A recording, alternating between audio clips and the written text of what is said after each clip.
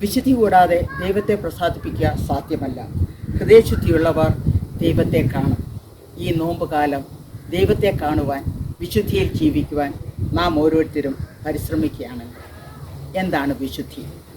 വിശുദ്ധി എന്നത് നന്മയാണ് എന്ന് നമുക്കറിയാം. എന്നാൽ നാം ചിന്തിക്കുക, പലപ്പോഴും എല്ലാ നന്മകളും നമ്മെ വിശുദ്ധിയിലേക്ക് നയിക്കുന്നില്ല.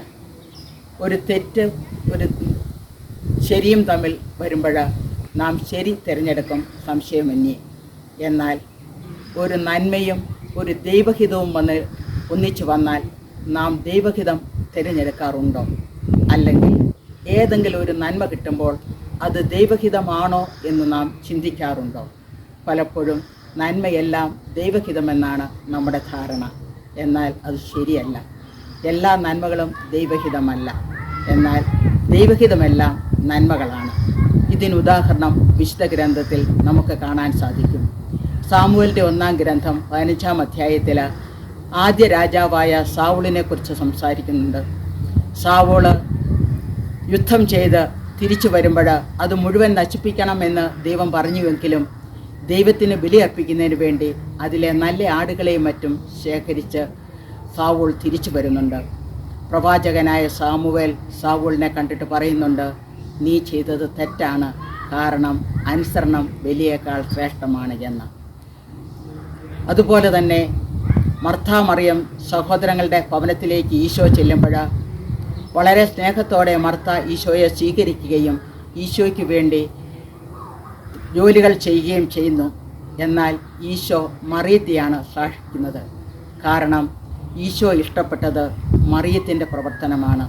മർത്ത ചെയ്തത് നന്മയാണെങ്കിലും തന്നേക്കാൾ കൂടുതലായി ഈശോയുടെ അടുത്തിരുന്ന് ഈശോയുടെ സ്വരം ശ്രവിക്കുവാൻ, ഈശോയുടെ വചനത്തിന് കാതോർക്കുവാൻ, ആ വചനത്തിന് പ്രാധാന്യം നൽകുവാൻ മറിയം കാണിച്ചപ്പോൾ അതാണ് ദൈവഹിതമായി തീർന്നത്.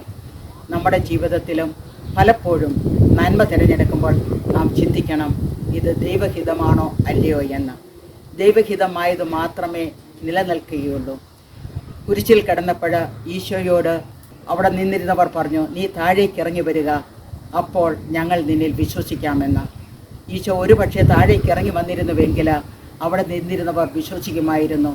എന്നാൽ ആ നന്മ വേണ്ട എന്ന് വെച്ച് ദൈവഹിതത്തിന് കീഴ്വഴങ്ങിയപ്പോൾ ഈശോ മരിക്കുകയും 3-ാം നാൾ ഉയർക്കുകയും ചെയ്തതുകൊണ്ട് ഇന്ന് വരെ ഈ 2000 വർഷങ്ങൾക്ക് ശേഷം ജീവിക്കുന്ന നമ്മളും ഈശോയിൽ വിശ്വസിക്കുന്നവരാകുന്നു. കാരണം ദൈവഹിതമായ നന്മകൾ മാത്രമേ ശാശ്വതമാകുകയുള്ളൂ. അല്ലാത്ത നന്മകളൊന്നും ശാശ്വതമാകുകയില്ല.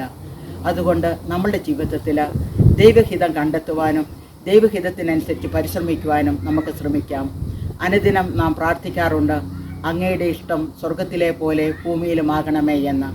ആ പ്രാർത്ഥന അർത്ഥവത്താകുവാൻ നമ്മുടെ ഭാഗത്തു നിന്ന് നമുക്ക് പരിശ്രമിക്കാം. എന്നും നമുക്ക് പ്രാർത്ഥിക്കാം. ഓരോ നന്മ ചെയ്യുമ്പോഴും നമുക്ക് പ്രാർത്ഥിക്കാം, ദൈവമേ, ഇത് നിൻ്റെ ഹിതമാണെങ്കിൽ മാത്രമേ ചെയ്യുവാൻ എന്നെ അനുവദിക്കാവൂ, നിൻ്റെ ഹിതം മനസ്സിലാക്കുവാൻ എന്നെ സഹായിക്കണമേ എന്ന് നമുക്ക് ഉരുവിടാം, പ്രാർത്ഥിക്കാം. അങ്ങനെ ദൈവഹിതം നിറവേറ്റുന്നവരായി തീർന്നുകൊണ്ട് വിശുദ്ധരാകുവാൻ നമുക്ക് സാധിക്കട്ടെ. യോഹന്നാൻ ശ്ലീഹ പറയുന്നത് പോലെ ദൈവഹിതം നിറവേറ്റുന്നവർ എന്നും വിശുദ്ധരായിത്തീരും. ആ വിശുദ്ധിയിലേക്ക് വളരുവാൻ നമുക്ക് ഓരോരുത്തർക്കും സാധിക്കട്ടെ. ദൈവം നമ്മെ അനുഗ്രഹിക്കട്ടെ. ആമേൻ.